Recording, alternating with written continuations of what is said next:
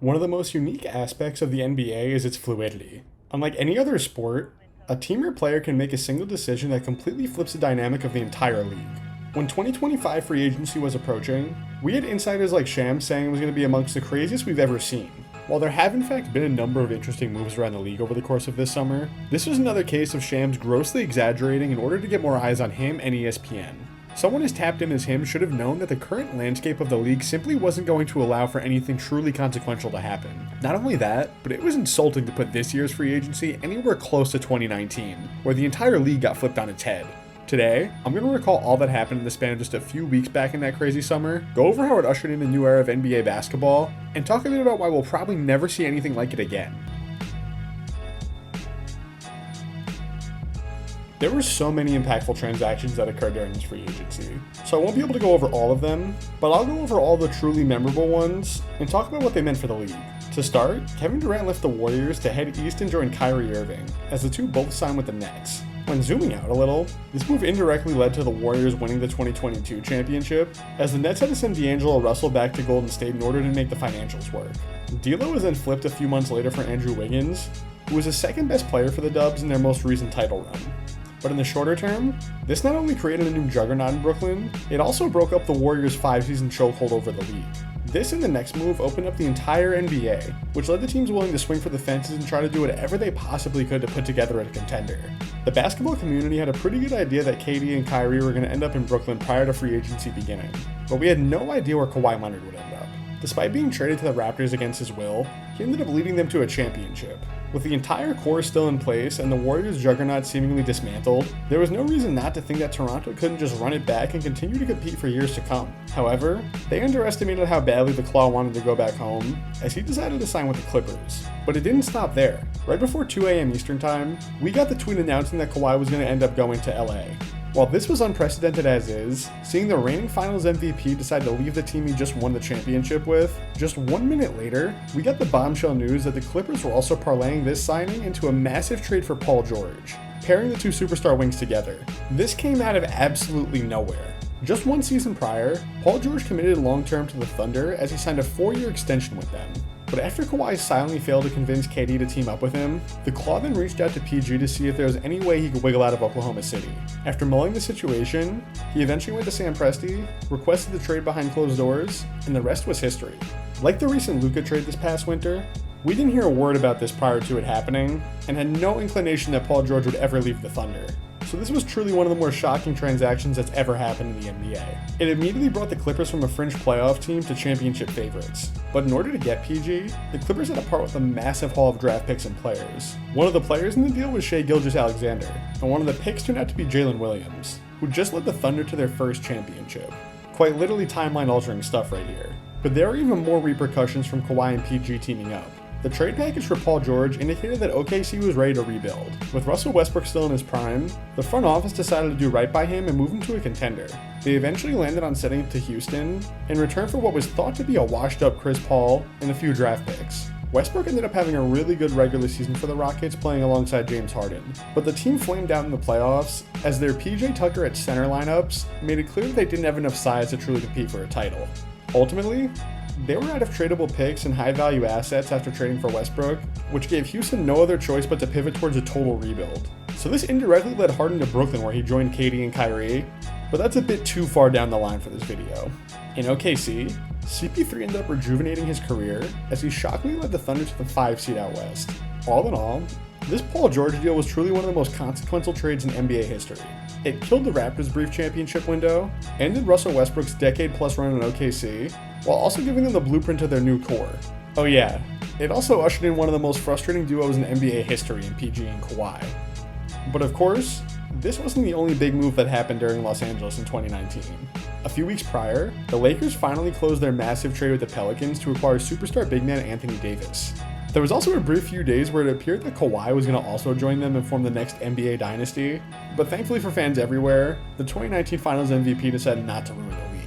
While this LeBron and AD pairing would go on to win the notorious bubble championship in their first season together, they for the most part had a tumultuous 4.5 years as teammates before AD was eventually traded for Luka Doncic. Impossible to say that the move wasn't worth it since it directly resulted in a championship and their next franchise cornerstone, but a series of injuries and questionable front office decisions handicapped what could have been one of the great all-time duos. To focus on the East a bit, the Knicks began their slow and steady ascension in 2019, as they were able to sign Julius Randle. Originally, New York fans were disappointed with this, as it was reported that they were also in the running for both KD and Kyrie. But Randle was the first piece of the rebuild that led to them acquiring the current Villanova core that they have today. None of those guys would be on the Knicks right now if Randle didn't choose New York in 2019. Moving about an hour and a half south, the Sixers were coming off a very interesting campaign where they suddenly took a swing at putting together a championship contender, surrounding the young duo of Joel Embiid and Ben Simmons with the expiring contracts of Jimmy Butler and Tobias Harris. Despite being thrown together in the middle of the season, they ended up pushing the eventual champion Raptors to the absolute brink, losing in 7 games on a heartbreaking buzzer beater thanks to Kawhi. While this season was somewhat successful, things were not smooth at all in the locker room, as Butler had issues with both the coaching staff and front office, leading him to ditch Philly in free agency to join the Miami Heat after playing just 67 total games for the Sixers. This move right here would go on to shape the East for the first half of the 2020s. The Heat wound up making the finals twice with Jimmy, as they repeatedly overachieved despite roster limitations. Meanwhile, the Sixers ended up overpaying for Tobias Harris to make sure they didn't lose both of their 2019 midseason acquisitions, and then randomly signed Al Horford to a 4-year deal because, why not? They shook their roster around a ton from this point onwards, but could never put together a team that was truly competitive like that 2019 team was. In addition to all of this, there were a ton of other smaller transactions that occurred. Damian Lillard, Chris Middleton, Brook Lopez, and Jamal Murray all signed long-term extensions with their respective teams at the time. And we also saw Kemba Walker and Terry Rozier swap places in Boston and Charlotte. It wasn't just a few teams that had major changes like the 2010 and 2016 off seasons. Damn near the entire league got flipped on its head during the 2019 summer. In fact, 2019 holds the record for the most All-NBA players to change teams, meaning over a third of the top 15 players from the previous season ended up in new locations. I briefly mentioned it earlier, but a major reason for why all this happened was due to the fact that the Warriors dynasty was finally over. With Klay's injury and KD's departure, there wasn't a clear-cut best team in the league anymore. During that era from 2015 to 18, there really weren't many true contenders. The Rockets, Cavs, Spurs, and Celtics all had respectable teams during this time, but each of them were visibly a tier below the Dubs. When LeBron left the East to go to the Lakers in 2018, you saw teams like Toronto and Philly push all of their chips in because they finally felt like they had a real shot. It's no coincidence that the Lakers, Clippers, and Rockets all made these massive moves right after Golden State fell out of relevancy. It's also the same reason why teams like Denver and Portland re-signed key pieces from their core as well. They thought what they currently had might finally be good enough. While this was incredible to see unfold in real time, it unfortunately probably won't ever happen again. With the way the new CBA works, signing players that aren't homegrown to massive deals is just so costly in terms of building out the rest of your roster. Not only that, but the stricter tax aprons can completely restrict what teams can do in terms of trades. You want to know why the Suns had no choice but to take in lesser talent on the Kevin Durant trade? It's due to the financial limitations they face with having a roster as expensive as it was. Same goes for Boston, as they quite simply can't afford to keep guys in their contract like Drew Holiday and Kristaps Porzingis. And if you look around the NBA right now, there aren't really that many teams that have any cap space. Many teams are going to struggle to afford re-signing the current talent they already have, let alone bring in new stars like the Nets and Clippers did back in 2019. On top of that, teams have smartened up in recent years, and now get in front of losing franchise players that wanted to change the scenery. When looking at all of the biggest transactions that have gone down since 2019, pretty much all of them have been trades. The Knicks and Timberwolves had the blockbuster Randle-Towns swap last year. The Bucks acquired Damian Lillard via trade the year before. The Cavs did the same to get Donovan Mitchell back in 2022. And the Lakers went all in during the 2021 offseason by trading for Westbrook. The only real star to switch teams via free agency over the course of the last few years was Paul George signing with Philly. And that's been an absolute disaster. And due to that signing, the Sixers are totally handicapped and have no other tangible moves to improve their roster.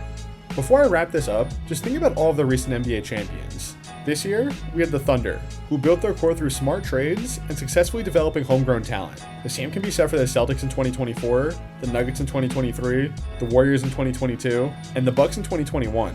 Teams are no longer swinging for the fences through free agency because it quite simply doesn't work anymore. But I want to hear what you guys think. Let me know in the comments what you remember from 2019's free agency, and if you think we'll ever see anything like it again. Be sure to subscribe for more, and I'll see you guys in the next video.